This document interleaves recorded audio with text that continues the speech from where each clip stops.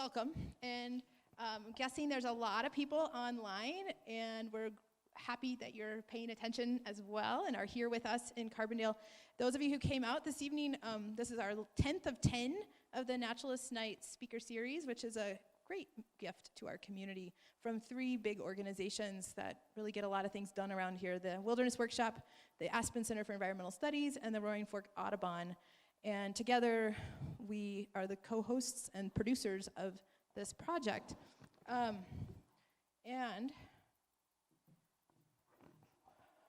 as you can tell, we're on a stripped down version of this tonight with the current state of the world. So glad you're here, and sorry we don't have tea and cookies. What's that? Because we don't want everybody touching all of the water dispensers, because everybody would be touching the same things. So, and Garfield County, we were following Garfield County public health directives and suggestions. So anyway, moving right along. So there will be no more Naturalist Nights after tonight until next year, so that's exciting. Tonight's Naturalist Night is sponsored by Cripple Creek Backcountry, which many of you might have shopped there, and if any, I don't know if anybody, I always like to acknowledge if they're in the room, but Cripple Creek Backcountry, along with all these other generous sponsors, make this happen and collectively have made this an incredible season of speakers, so I just like to always give them a round of applause.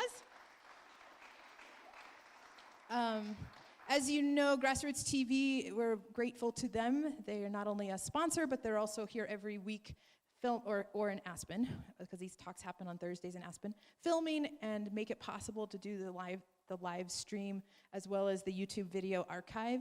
And so I think you might appreciate tonight's talk enough to maybe want to share it. And if you do, by Friday, the YouTube video will be up on both ACES and Wilderness Workshop's websites. And I highly encourage you to share things and go see other videos of talks that maybe you missed. And so tonight, this talk and this topic has been one of my most excited. I've been most looking forward to this for the whole season. Last year at this time, instead of being concerned about viruses, we were concerned about driving down I-70 through the mountains. You might remember the avalanche danger was wacky and crazy. So it's pretty cool timing that we're here. Also, avalanche stuff brings up a lot of emotion, and I want to just recognize that it's real. And I think of humans and I think of avalanches. So I just want to give you permission to do the same thing. And powers of nature. So tonight we were going to have 2 speakers, but Kelly Elder has, like 2 weeks ago, canceled, not today. Kelly Elder had to cancel, so he was supposed to be going to Alaska. So who knows what happened with that, but he's not here today from the Forest Service. But we are lucky that Brian Lazar, who lives right here in Carbondale, who is the director of the Colorado Avalanche Information Center, is right here in Carbondale and is here and is able to come speak with us tonight. So a little bit of his background is that he's worked in the field of snow and avalanches for decades.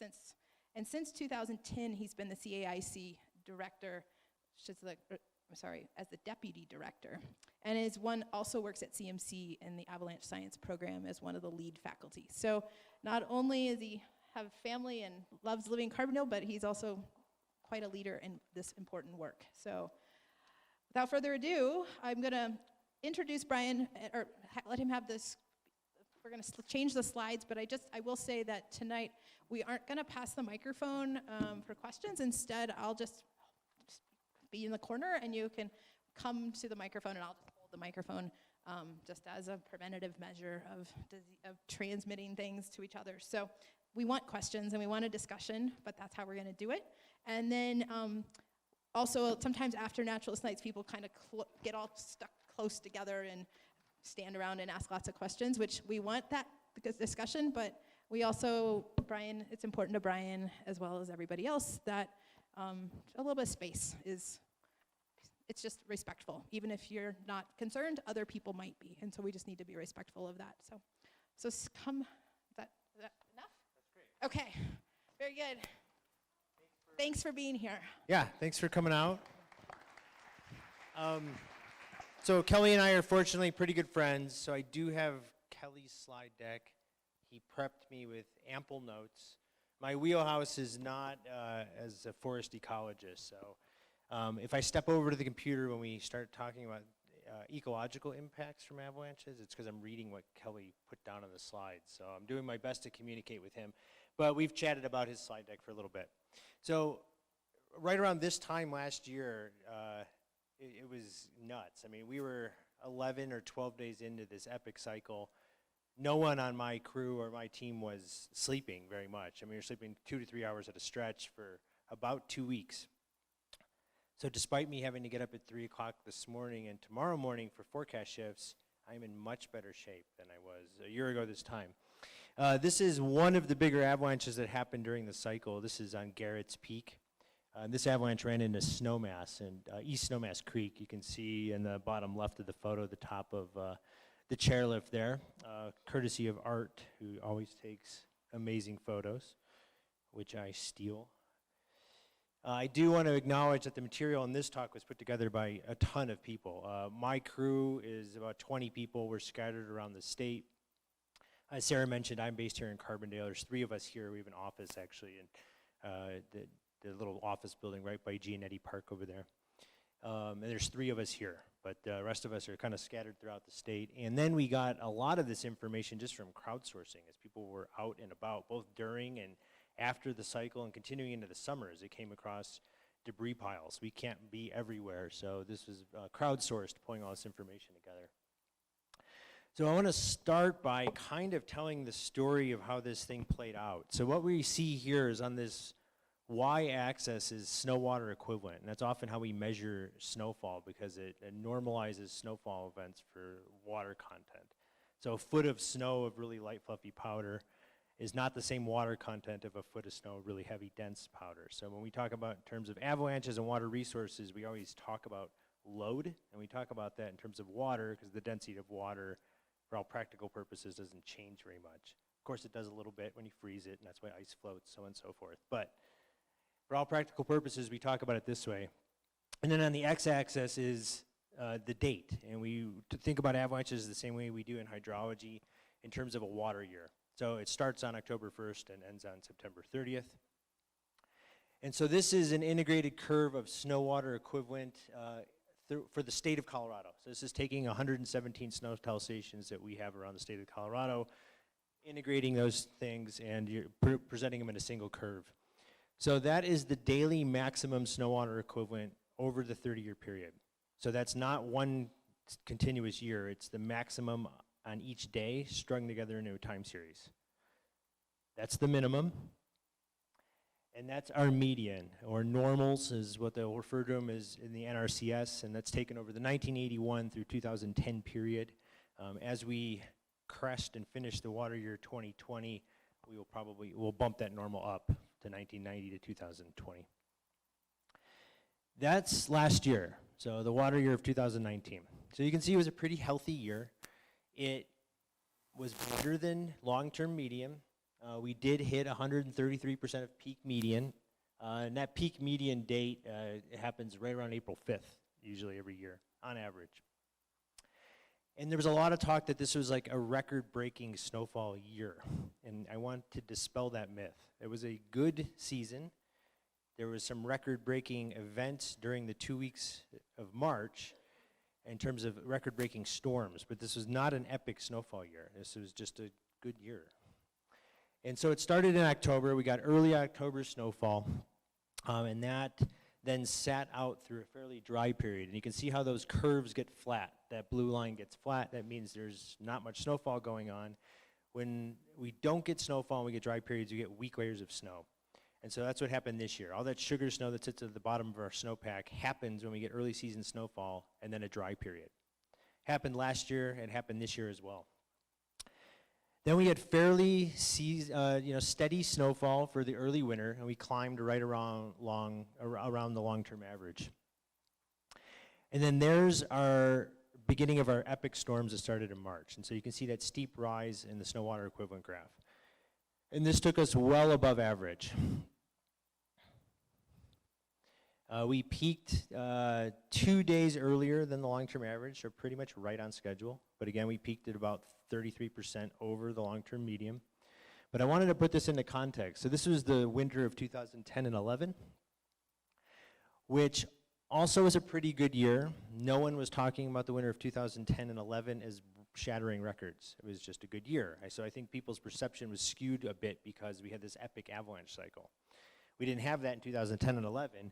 We did have a good snow year, and it actually peaked higher than what we peaked last year, just in the winter of 2010 and 11. It did happen later, if you guys were around to remember that season. Here, we had consistent snowfall, big powder events that lasted well into mid-May. And then as we got into the summer and the avalanche activity was over, we had a really late spring. You can see all these bounces in the dark blue line. So, we had the first day of summer, there was 22 inches of snowfall in Steamboat, for example. So we had a lot of late snowfall. It continued well into June here. And I couldn't go to the grocery store without getting asked about avalanches at this point. And people were talking about average snowfalls at 2,000% of average. Is this crazy? And I'm like, it is at 2,000% of average. It's also like June 10th. And so average snow, or July 10th at that point. So average snowfall on the ground in early July is 1/100 of an inch. So if you're at 2,000% of normal, yes, we have 2 inches of snow on the ground. Okay? So people were panicking, is it safe to go to Lake Powell and all this kind of stuff? So we need to put it into context. So we did hit periods where we were at 2,000% of average because we're comparing it against periods in July where we have no snow on the ground. So in general, we just peaked at about 133% of average. And so when I look at long-term ski area snowfall records, I highlighted the ones here in this area. You can see now the ski areas are only measuring snowfall when they're there. They're measuring it a little bit before opening date, a little bit after closing date, but they do miss snowfall, right? So they're not measuring October snowfall typically. They're not measuring snowfall in May or June. You can see Highlands had 114% of long-term average. Aspen Mountain a little bit better than that, or a little worse than that at 107. And McClure Pass actually fell a little bit shy of long-term average snowfall last year. So again, not an epic year. It was an epic March. And so the story begins in October. There's our early season snowfall. These are just snow-tell sites kind of scattered from north. The tower site is up in the park range near Buffalo Pass, north of Steamboat, down to Slumgullion Pass. And so there's wetter areas, there's drier areas, but you can see these curves are all fairly similar in shape. We got early season snowfall. We had consistent snowfall that started in January and lasted through March, and then there's our storm event, okay? So these three pieces are all key players in why we had this avalanche cycle. And I'll talk about that in a little bit.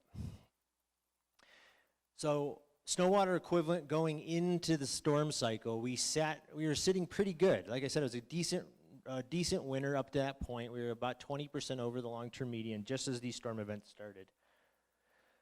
And all regions had a relatively deep and strong snowpack for Colorado. So we had basal weak layers at the ground, weak layers that formed in October sitting on the ground. But then all that consistent snowfall throughout the middle of the winter prior to this event gave us a fairly deep and a fairly strong snowpack to the point where we were not seeing people on snowmobiles or snowshoes or skis trigger avalanches on these deep weak layers. They were so deep and buried under such a strong snowpack, we were starting to write them off. Essentially, I think we're done with those for the season. Places like up near Marble had almost 5 meters of snow on the ground. And this is prior to the storm events.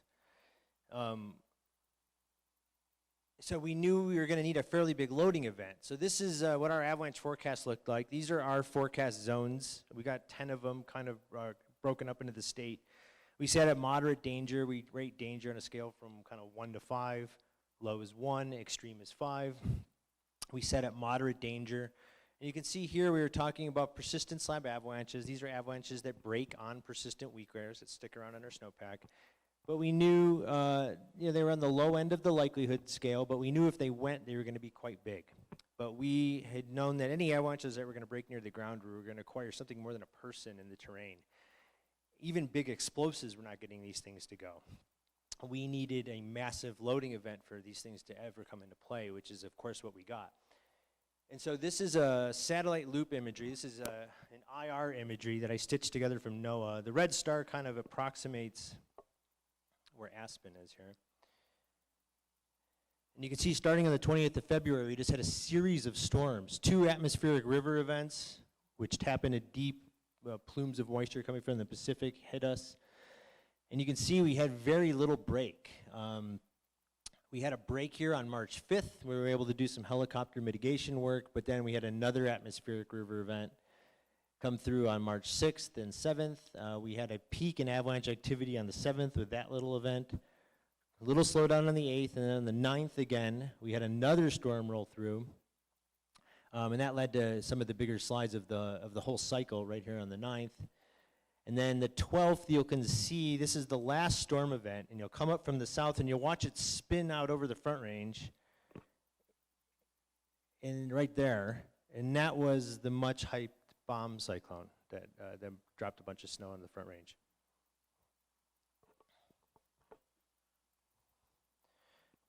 So in the first week of March, this is kind of where we were sitting. So 2.5 to 7 feet of snow. And you'll notice that the bullseye is in the Central Mountains, so right around here. So we were at 7 feet of snow in the first week of March. In terms of snow water equivalent, it was 2 to 5 inches of water. Places in the West Elks, essentially from like Marble over through Schofield Pass, over to Kebler Pass, we're approaching 9 feet of snow in 7 days. And we started to see avalanche activity right away. And we issued our first avalanche warning on March 2nd. These slopes are near Loveland Pass, which had a relatively thin snowpack compared to most of the rest of the state. So we started to see avalanches there earlier. So the loading event was able to reach the deeper weak layers earlier in these thinner areas. But we noticed that even these small paths were running about as big as they could go. So we're like, these small paths in thin areas are starting to produce kind of full breath avalanches. What's going to happen if our deeper areas with bigger avalanche paths start going? And so here is just a graphic of, tries to give you an idea of the spatial distribution of this avalanche cycle. So we often talk about avalanches in terms of size. This says D size. The D stands for destructive scale. Goes from 1, which are essentially relatively harmless to people. 2 is big enough to bury or kill somebody. 3 could knock, trucks or cars off the road. 4 would, start to destroy 4 acres of forest, knock trains off the tracks. And size 5 avalanches will take out more than 40 acres of forest, gouge the landscape, take out small villages. Biggest avalanche is kind of known. And you can see by March 3rd, we're already getting there.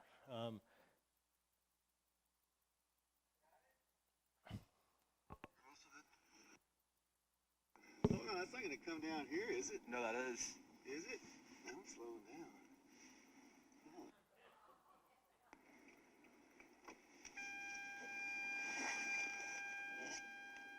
Yeah, over that car right now. It ain't going to come this way, is it? So these were well-publicized avalanches along Interstate 70. So these were not the biggest avalanches of the cycle, but they're highly publicized for obvious reasons. People have dashboard cams on their cars as they're driving across the interstate.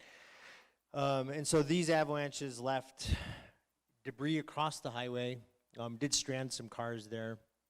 And you can see we start to get our first really big avalanches of the cycle reported. So we have D4 avalanches reported in Gothic, just over on the other side of the range here.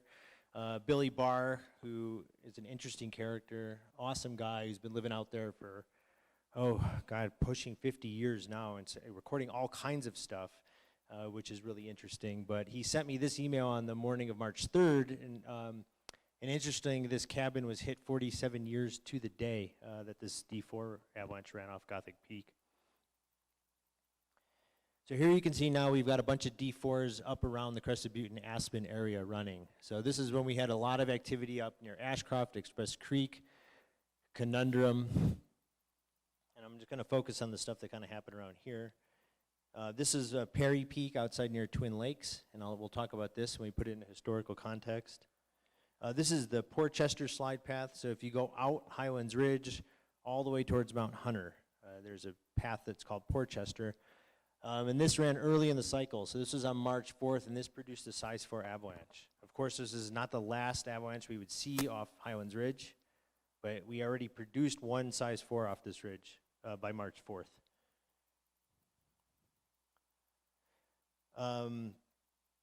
We did some mitigation work along US 550, which brought down a ton of avalanches across the road. And so we put debris that was up to 20 feet deep and across 1,100 linear feet. And this would close Red Mountain Pass for about 18 days because we couldn't even start cleanup at this point because we had more avalanches to contend with and bring down. So this was the closure of US 550, and again, it would stay closed for 18 days during this cycle. And here's what a portion of 550 looked like after the control mission. This is some of the stuff that went up near Ashcroft. So these are called the Durr chutes, and these ran across the meadows. So as you're kind of going past the Nordic Center up towards the cookhouse, they came up from the right, crossed the meadows, and crossed the whole thing, essentially. So it could have easily killed somebody that was just down in the flats around the road. We had big avalanches. This is on Independence Mountain. These came down off of Independence, ran across the flats, crossed the creek on the uphill side, and buried Independence Pass Road. And this again was on March 4th. This is an aerial shot of what that looked like, courtesy of Telluride Helitrax, who was flying over. And then on March 5th, we had a brief break in the Snowfall.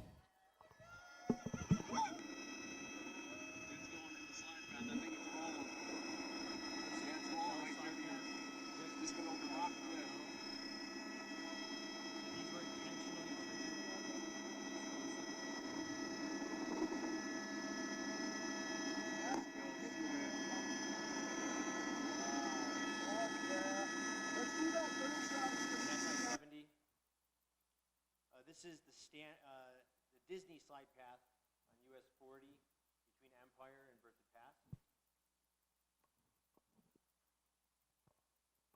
This had not hit hit US Highway 40 in quite some time, decades, and we'll talk about that in a little bit.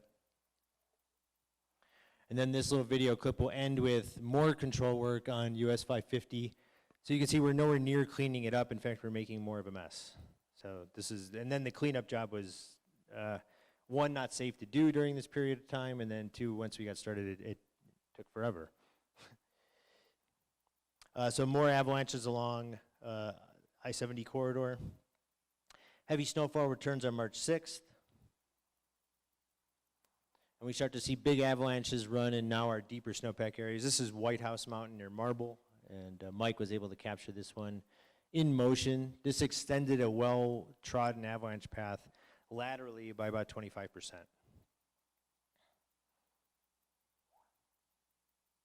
The no-name path, this is on the quarry road between Marble and the mine portal. This ran down, hit the quarry road, crossed it down into the creek. Half the debris went down the road for about a quarter mile, flowing much like lava. Fortunately, the mine was closed during this time for operations. We had houses destroyed. This is right outside of Ouray up the Camp Bird Mine Road. This little couloir in the back there is the Ribbon, famous, an ice climb that gets climbed quite a bit. We have Maroon Bowl Run. This is just off Highlands Ridge out towards Maroon Creek. Size 3.5, which is the biggest that thing has run since the 80s. So you can see on March 7th, we've got a bunch more size 4 avalanches. Now they're expanding into the Summit County zone, and we have a whole bunch of avalanche activity along State Highway 91, essentially between Copper and Leadville, where almost every avalanche path that we know of ran, including some we've never seen run that far, and caused quite a bit of damage. We issued an extreme danger on March 7th for 4 out of our 10 backcountry zones. That's something we've never done before. And this is when we're warning people to essentially don't go into the mountains at all. Your usual safe hiding spots in thick timber are not safe. The valley floors are not safe. Even being, a quarter mile away from an avalanche path was not safe. And we're seeing widespread size 4, size 5 avalanches. A person was killed on Jones Pass. This was in the Front Range near Berthoud Pass. Cat ski operation was operating on this day. They had 3 guides, 12 clients. A huge avalanche, which was likely triggered by cornice fall. Here's the top of the crown released and unfortunately killed one of the guides. Here's looking up at that avalanche crown. And then, of course, there's a newly cleaned out avalanche path on Peak 1. So this is near the J chute, which is a run off to the right there that you can see a little strip.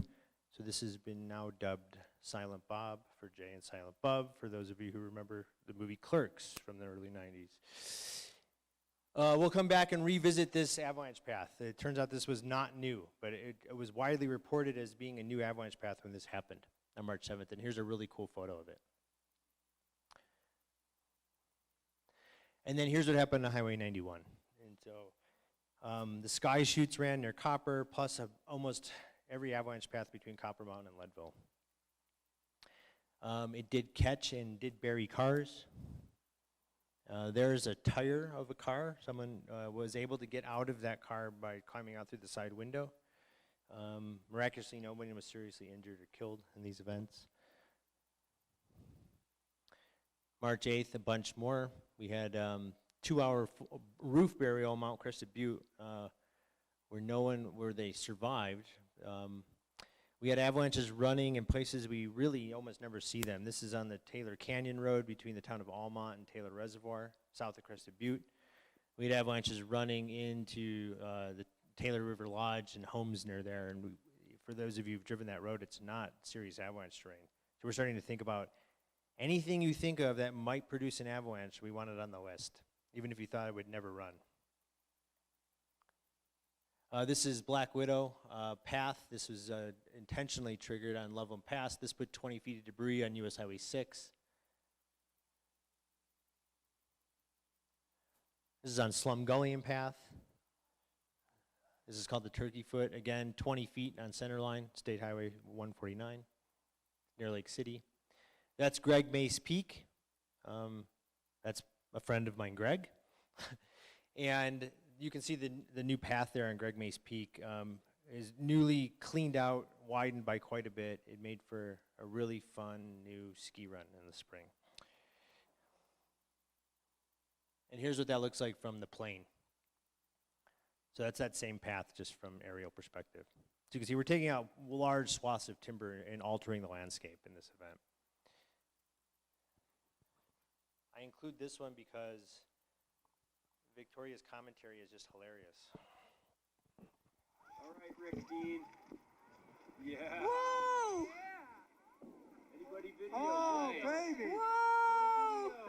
Oh, look at Oh my that. God! Look at that one, yeah. Wow! Oh my goodness! The whole thing went just like we thought. There it is. Anyone got video? So you can see Yeah, the you snow- do. This will pick up steam, it'll gain some mass. There's a lot of snow in the track. We're gonna come down through the valley. Yeah. Wow, wow. So there's Maroon Creek Wow. Road coming into view. Oh, no. Look at the trees. So this is seen from Buttermilk. Oh man, that's going to the road. Oh my God! Hopefully they closed it. They closed it, yeah. No, the ranch has everything shut down. Okay, Oh they're my talking about God. the road being closed. Wow. For those of you who know the T-Lazy, oh, I didn't have that one.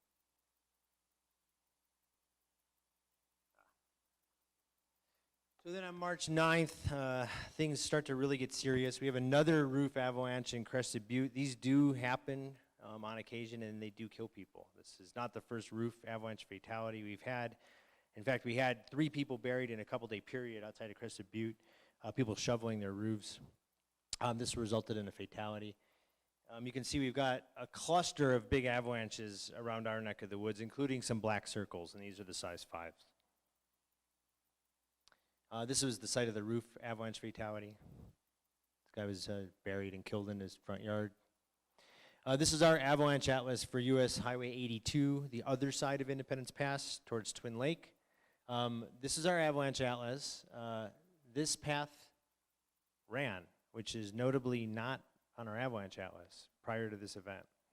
It was thick timber. Here's what the start zone looked like from that avalanche, and then here's what it looked like after it and ran. So that took out 1,100 feet of mature thick timber. That is now in our avalanche atlas. Here's some more slides along US Highway 82. This did pin the folks that run the Grizzly Reservoir up at their compound for about 10 days. They are up at the Grizzly Reservoir all winter. They do drive through the water tunnel to work and get supplies and that kind of stuff in Leadville, but they couldn't get to Leadville. So until this road was cleaned up, they were kind of trapped up at the reservoir for about 10 days from these avalanches. And then here's what happened in Conundrum Creek. So this is off Highlands Ridge. This is a drone video footage courtesy of Brandon here, who takes some amazing photos. So you can see it's just thousands of downed trees. The avalanche ran 3,200 vertical feet. It broke over a mile wide. It ran up the other side of the valley for a good 300 vertical feet, put about 200 feet of debris in the creek itself. Ran up, swept down. Here you can see the last house on the Conundrum Creek Road coming into view, which was only not completely obliterated because it was has a protective wedge designed to split avalanche flow in front of it, and you'll see that triangular thing there. But you can see that blew right past the house and into the neighborhood, and even got towards that second house in the upper right-hand side of the photo. So here's before and after. The red circle indicates where that house is. Massive destruction, just laid down thousands of trees. Here's what it looked like right after the event.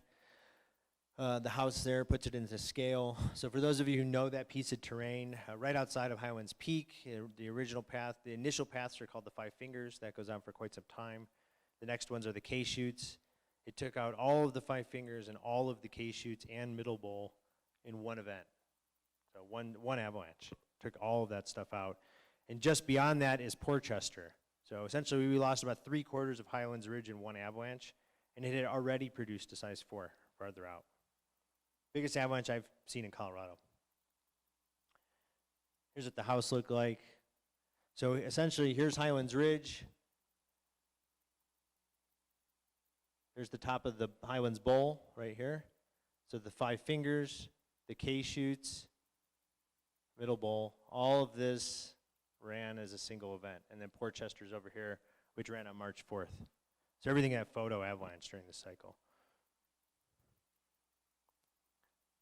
Here's looking up the K-shoots and the Five Fingers here. It's hard to tell the scale, but all of those like little hairs are just down trees. Many of them just got completely obliterated. Root balls ripped right out of the ground and laid down. So by March 10th, here's what we're looking at is essentially 4 to 6 inches of water, 4 to 6 feet of snow in most areas. The deeper areas, including in our neck of the woods, got twice that. So we were looking at almost 15 feet of snow up near Schofield Pass and a foot of water in 10 days.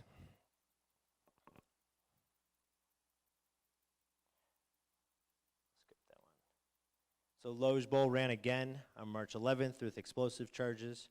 And then here was that last event, which came through on March 12th, the one that ended in the bomb cyclone spinning over the Front Range. You can see we got a quick spike. This one favored the southern mountains of 3 to 6 inches of water, and this was the breaking point for essentially Hinsdale County all near Lake City. And we had a bunch of D4 and D5 avalanches run. You can see here here's the cluster. This is the sheriff's home, Hinsdale County Sheriff, who's sleeping in this house with his 2 daughters when this avalanche came through. They all survived with minor injuries, remarkable. I mean, the house was gone, completely obliterated. Here's before and after. So those colored dots are just some reference points for you guys. So you can see there is nothing left. When you look at it from drone footage, I mean, there's the foundation. And in some ways, I think the fact that it was completely obliterated may have helped them not die in house debris. Remarkable that didn't turn out worse. And then the last D5 during this event that we know of ran on the night of March 13th or 14th on Garrett's Peak. This one ran from here, if you follow the crown, all the way up essentially the whole length of Garrett's Peak. Is a 2-mile wide crown. It ran all the way down into East Snowmass Creek. That's the last D5 that we know of. And by March 18th, it was done. Like, we were back down to moderate danger. Like, Mother Nature gave us a spanking, and then it was over. And we were at low danger by March 26th, and that's pretty much how we rode out into the spring. There were some bumps in the avalanche danger due to spring storms, but pretty much the show was over at that point. And if a foot of water on the snowpack didn't get avalanches to move, if they didn't avalanche then, they weren't going to, essentially. So it was a prolonged 2-week period of really intense danger. It really boosted our spring snowpack up to 117, 159% of median. And the cycle's toll was not trivial.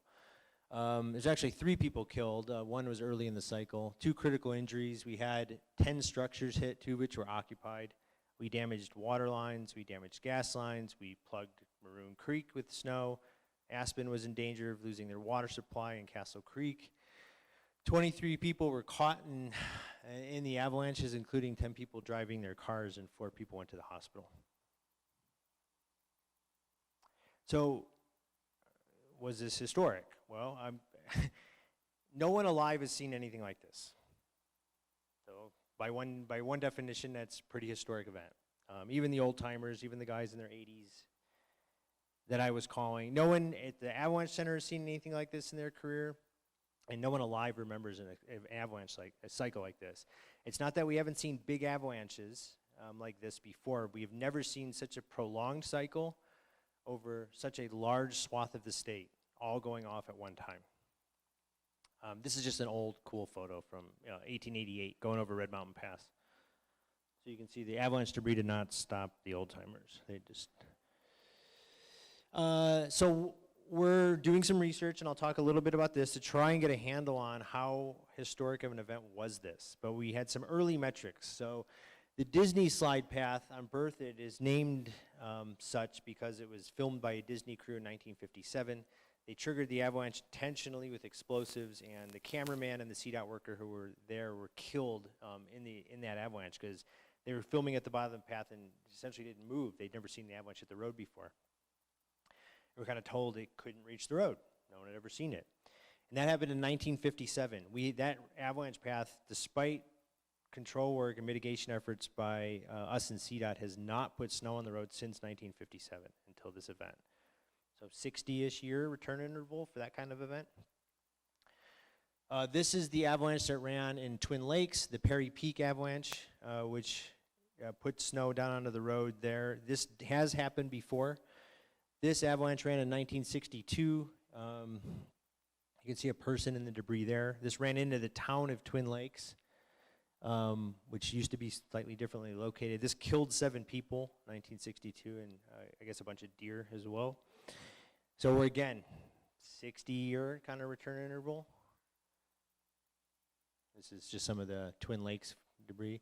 So the Peak 1 avalanche, again, widely reported that Silent Bob was a new avalanche path. But if you dig around in some of the old archival footage, here's one from 1899, and there's the path. So that is not new. It has not been cleaned out to be visible since at least the late 1800s. So now we're talking, 100 plus, 120-year kind of return intervals. The Roseline Kiln out near Lake City was built in 1881 and stood in place until this avalanche cycle. So again, 120, 130-year kind of time events.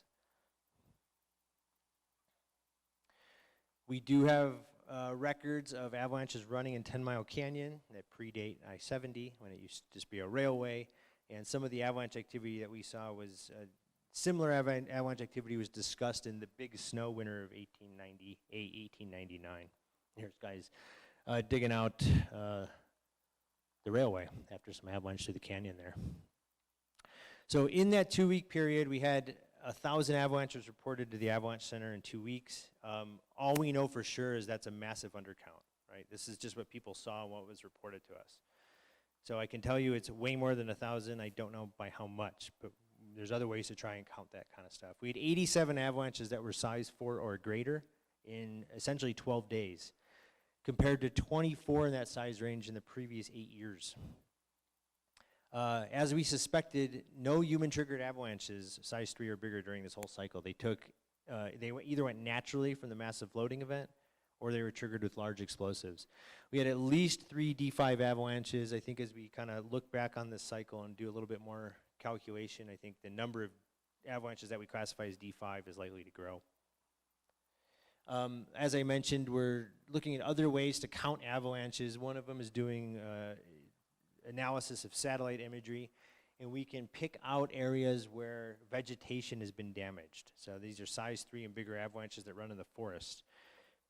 Really large avalanches in the alpine that aren't destroying timber won't leave this signature, but this is another way for us to count.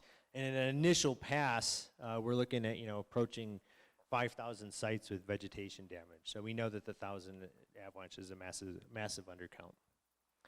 So what led to this? Essentially, the fact that we had early season weak snow on the ground is not unusual for us. We had it this year as well.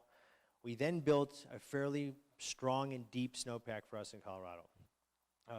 It was above average. It was relatively stable for our neck of the woods. And then it was all capped, so we had really thick, deep, strong snowpack, weak layers near the bottom of the snowpack, and then it was capped by the massive storm event in March. If we saw storm events even coming close to what we saw in March on a year like this, or a more typical year, we would see avalanches, certainly. They would happen much earlier in the loading cycle, and they'd be much smaller. The fact that our snowpack was so deep and strong meant it could take a lot of loading before it finally failed. So when things failed, they failed catastrophically. That makes sense? So this is just an animation that shows you what we were kind of dealing with on a statewide scale throughout this cycle. So this is cumulative. So I'm just going to add them day by day. And there's 20 of us.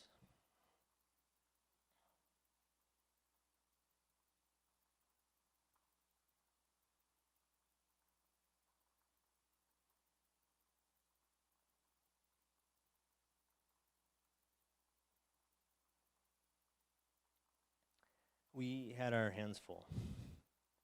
So now what? So we recognize that this was a massive event, maybe one we will never see again in our careers. It did present an amazing research opportunity. You don't often get to live through extreme events, 1 in 100, 1 in 200, 300-year events. And so we were scrambling to figure out what questions we need to ask from a scientific perspective, what data is out there that we need to collect now, what's going to go away. And so we made an attempt, and we're doing that now, to research this event. So when we talk about forest impacts, there's a wide variety of forest impacts, and they can vary between really minor disturbances and total devastation, like what we saw in this cycle. So both of these paths in the photo here are frequent runners. So the one on the left is in the San Juans, and that one only runs naturally. It's got these well-defined trim lines, as you can see, and there's little regrowth in the track because it just runs so frequently. The one on the right is that Disney path from Berthoud Pass. That's controlled or mitigated regularly with explosives to keep it from hitting the highway. And you can see that there's regrowth in what's called the heel zone down at the bottom here, and that was obliterated in this avalanche last spring. So mild return periods, kind of 1 to 10 year events.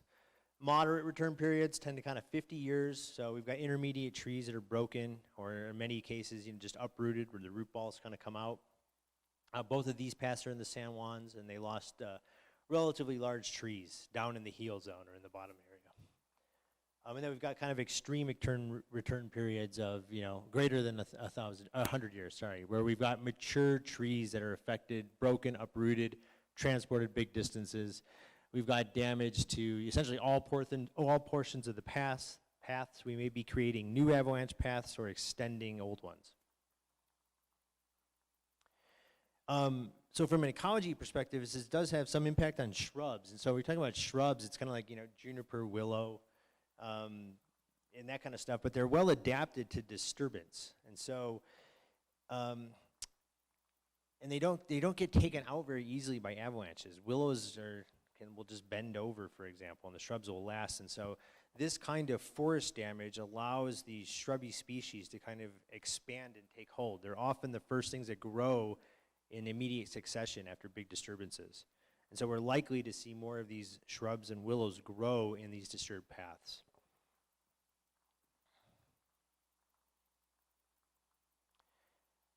And then in the paths with enough soil and without frequent scouring events, you can get grasses to establish themselves. If grasses can help to establish themselves, they will prevent massive erosion that will happen in other places, like on rocky soil. So this can happen this can happen all the way up in the starting zone if it's not too rocky, as well as in the track, but it's often confined to the run-out zones. So in some of these areas where we haven't washed away the soil, we'll start to see grasses take hold in some of these avalanche paths.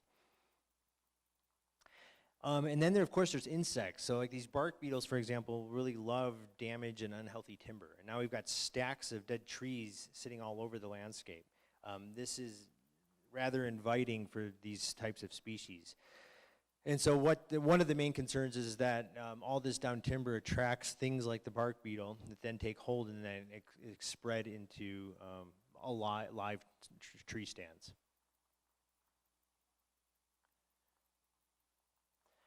So there's not a ton of research on the effects of fish in avalanches, but there's a lot about channel disturbance. And so we can take a little bit of a leap going from how are avalanches affecting the channels and what that might mean for fish.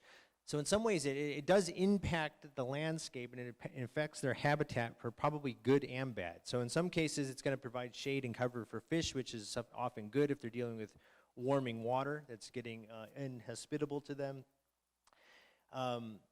And it does create patches of woody debris. So, and sometimes if you've got sediment loading, it can destroy good habitat, or the woody debris in the timber can provide shading and actually create better habitat. So it's hard to tell what the net gain is going to be, and it probably varies on a stretch-by-stretch basis. So a lot of the questions around fish were like, wow, does all this woody debris and sediment and avalanche debris essentially impact fish movement in their habitat? And it seems like that's not the case.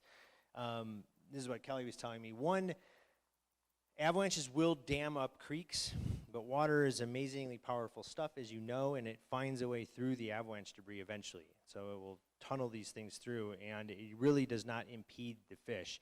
And even creeks that are stacked with a ton of timber, the fish will find their way around those things. So it doesn't appear to create movement barriers. And of course there's these social effects, and this is some of the stuff that it caught me by surprise a little bit, is some of the post-traumatic avalanche stuff. So it's obvious to talk about kind of post-traumatic stress when there's been avalanche fatalities, but when people have, saw avalanches running into their towns or destroying their homes, it creates a whole different kind of stress, and it's kind of a poorly understood topic, but there was clearly some post-traumatic stress going on in Hinsdale County for what happened there. This can lead to land use and zoning changes. It does get us to reevaluate where we build and put infrastructure. Power lines, water intakes, gas lines, all of these things were impacted and damaged during this kind of thing. And then there was the whole tourism thing. When I was working with Pickens County Road and Bridge to help clean Maroon Creek, just doing some avalanche forecasting for them in the aftermath, they were telling me about all the weddings that were being canceled up Maroon Creek because it was so unsightly to have all this broken timber down all over the place. And I can't even imagine, I heard just a little bit about the kind of requests the U.S. Forest Service and Pickens County was getting from people, asking them to kind of tidy up Mother Nature because they had a wedding plan. So this kind of damage does affect tourism. I would love to take a wedding photo behind a giant avalanche path, but.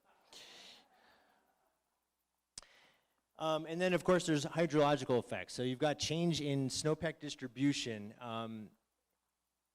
because a lot of these new scoured areas now will hold snow differently than they would in forested terrain. And so it will hold snow differently because vegetation intercepts blowing snow, and it allows it to accumulate. So open areas are more likely to be scoured, and then tend to melt off in different patterns. So open areas will melt off in different patterns than in vegetated timber.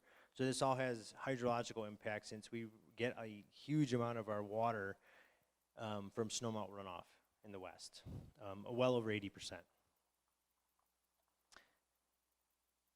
And then of course we've got geomorphological effects. So we've got scouring and gouging. You can see we've got uprooted trees. All these pock marks on the slope on the right are where trees were standing and the root balls were literally just ripped out of the ground. So there's like these little pock marks all over the landscape. And this has implications for slope movement and stability.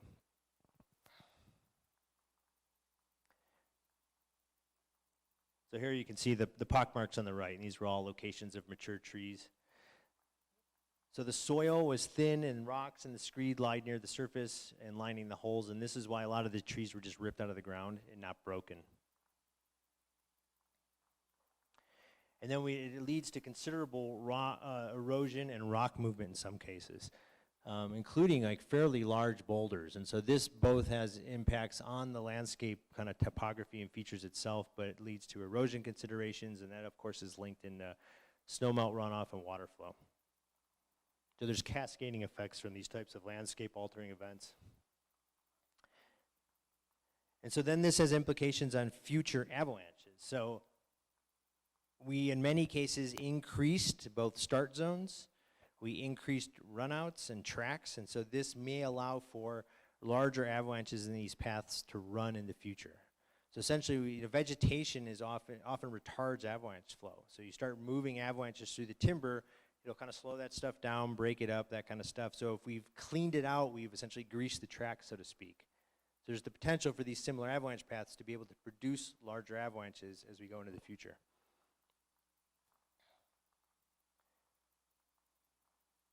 I love this picture because we do our best. We think we know what Mother Nature is going to do, but as you can see, we don't have it perfectly dialed. So as scientists, we want to find out kind of why this happened and how it happened, and we can use a bunch of different approaches to doing this. Ultimately, we want to improve, our ability to kind of forecast these events and save lives and property. And so one of the big questions is looking at the return periods for this major cycle. We can do that through a variety of ways, which I'll talk about. See if there's different patterns in the return interval for these events across different regions of Colorado. And do we have climate signals that correlate with these return periods? So these are some of the questions we're trying to answer now. So part of that is trying to quantify the expansion of the avalanche paths, map a lot of this stuff. We spend a lot of time in the summer trying to get these things onto maps and updating our avalanche atlas and maps and run out extents. We can try and quantify the avalanche dynamics, and so some of this is going to be going on with the data that we collect that can get fed in dynamics flow models, so we can look at impact pressures. We want to know essentially about the snowpack properties that led to this, and we do know on a general sense essentially what led to it, and I've talked about it in this talk. But is there characteristics that differed this year from others? And does my explanation that I just gave earlier hold up under scrutiny when we look at past events? And you may have seen a bunch of us out there this year doing some chainsaw work. And so this was an attempt to collect as many cookies and core samples as we could from the trees. So when trees get impacted, like this photo on the left, for example, when trees get impacted by something on the uphill side, you can see that they respond with these fatter growth rings, and this is the tree's attempt to try and kind of straighten itself out. And so when we look at this, what's called reaction wood on these discs, we can start to count. We can't know for certain whether that particular reaction wood was due to an avalanche or a rock fall, or someone came by and whacked it with a sledgehammer. But if we can collect enough samples across the avalanche path and start to correlate them and look for similar patterns, we can then say, okay, events that affected this entire path at this time were likely to be avalanches, and then we can look at the distance, count the number of years between these big events. So it requires a ton of samples to do this kind of work. So that's what we spend a lot of our time doing. We are going through all of our historical records to kind of analyze this stuff. This is a lot of what we are doing this year, is trying to collect samples in as many paths as we could, marking them, preparing them. Sometimes we had trees that were standing, like in the middle of paths, and so we were curious, like, why are there a couple that did not get taken out by the avalanche path, and those are prime targets for coring. Those things have been there a while. They've seen a lot of different cycles go through, and so we can take cores. So this is kind of where we are now. We got thousands of samples from hundreds of paths. We have to cut them all. We have to sand them all down and prep them and glue them to fabric. Yeah, get them to Fraser where they get all prepped, and then they go up to some of our colleagues in the U.S. Forest Service and the USGS in Bozeman, who's doing some of this dendrochronology work. And we're not done, so you'll probably see me out there with the chainsaw again. I got a lot of questions asking if I was like trying to clear the trails. It's actually it's not bad work. Running a chainsaw gets tiring, but it's kind of fun to do this stuff. That's all I have. I'm happy to stick around and answer any questions you guys have. Yeah. Hold on, Oh. let me get a mic because it's for the TV. Yeah, give them a round of applause. That was awesome. Because we're on the camera, I'm just gonna hold the mic, if that's okay. Well, first of all, congratulations on a wonderful presentation. thanks. This was very helpful. I'm very curious about the cleanup effort and the equipment necessary, the human capital necessary, the budgets, and where does it come from? Is it the Forest Service? Is it the state highway department, counties, et cetera? Well, cleanup is pretty broad. So if we're talking about roads, cleanup of the state and federal highways is under the purview of CDOT. And they've got massive machinery. So they've got blowers, they've got big plows, they've got graders, and then they've got, you know, these big machines, essentially like a snow blower, you know, that can come in and chew up some of this debris and spit it out. So it's a process, but there's big heavy machinery that will clear this kind of stuff out. When it comes to county roads, that's usually under the purview of the state and local governments. And so like for around here, for example, it's Pitkin County Roads and Bridges, who like clears Maroon Creek. And so we do a lot of interagency support. So for example, when these guys were getting ready to kind of go in and clean up, they're like, hey, is this okay? And so we'll go in there and provide some avalanche advice for those guys, or go out with them when they want to open up county roads.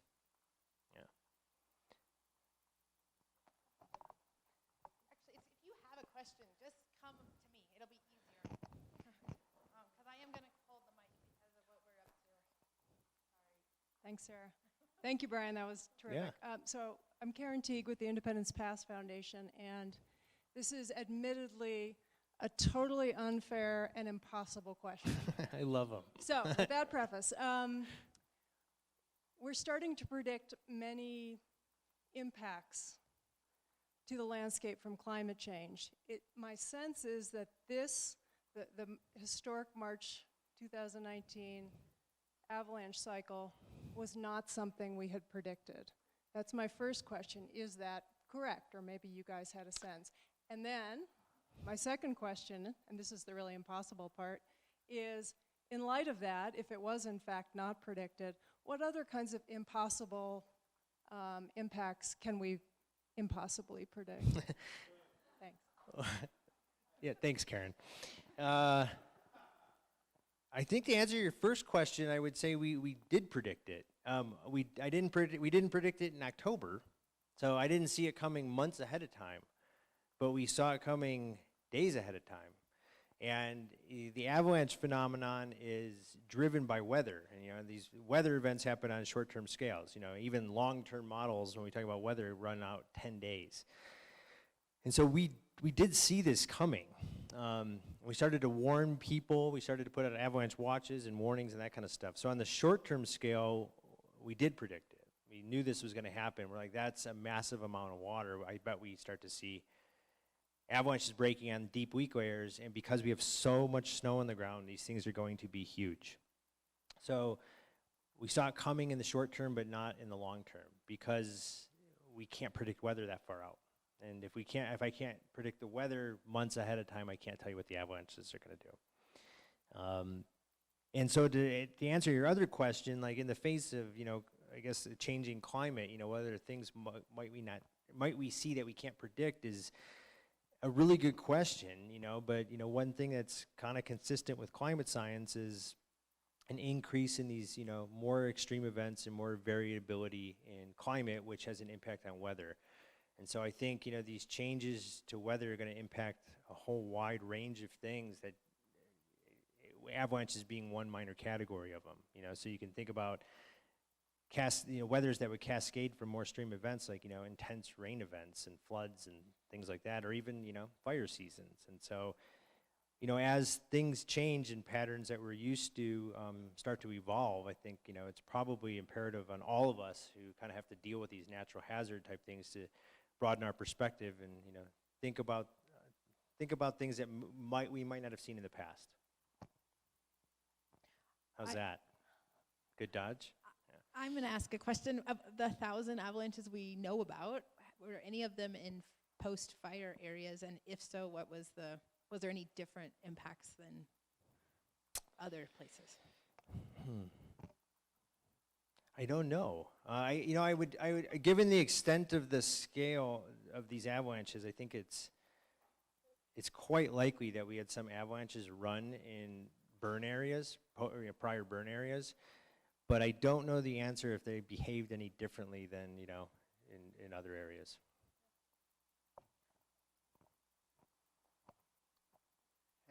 Had D5 avalanches been observed in Colorado before? I think they have been, but they're quite rare events. And, whether or not they were classified as D5 is a little bit of an open question. So, and I think it's hard because, it's the top end of the scale, and they've often been referred to as kind of the largest avalanches known to man. And so when I was kind of coming up through this business and younger, it was kind of just general rule of thumb was like, well, you can't get D5 avalanches in the lower 48 because our mountains aren't big enough. So in other words, D5 avalanches are reserved for the biggest mountain ranges in the world. Alaska, the Himalaya, the Andes, right? Where you've got massive vertical relief. But that said, I think we've codified what these size classifications are. And one of the calculations is volume. And these are categories. And so in Colorado, we can't get the biggest avalanches known to man, but we can get D5s. So in that D5 scale, the biggest avalanches we can produce are probably on the lower end of that D5 scale. They're not going to be as big as the biggest avalanches that run in the large mountain ranges of the world, but they clearly fall into the D5 category from a volume perspective. So I think it's fairly safe to say that we have had some D5 avalanches in Colorado in the past, even if they weren't always classified that way, because I think our understanding of these things is evolving a bit. So there's some whispering about the Independence Pass damage exposing silver up there. Any ore? Did you run into any of that? Anything You and I can talk afterwards. No, I have not heard that, but I'll go up there tomorrow. We'll take a look. Yeah. I don't know. I mean, who knows? Who knows? Yeah, no, that's news to me. Awesome. Any other questions? Oh, one more from Karen. Well, we'll give it to Bernadette first. Where do you normally work? What range? I mean, you don't go all over the state. Do you stay in this valley? Or? Yeah, I mean, I go around the state a bit. I am based here in Carbondale, and so because of my role within the center, I do have to move around and connect with a lot of our crew. And so we've got people that are designated essentially to take care of, or their primary focus, I should say, are certain areas. So we've got a backcountry forecaster here whose primary focus is this Aspen zone and then over on Grand Mesa. And then our other person who works out of the Carbondale office is primarily dealing with the highways in this area. So he deals with this side of Independence Pass when we open up, Grand Mesa, the road over Grand Mesa, McClure Pass, and all the way up towards Douglas Pass, if you guys know where that is.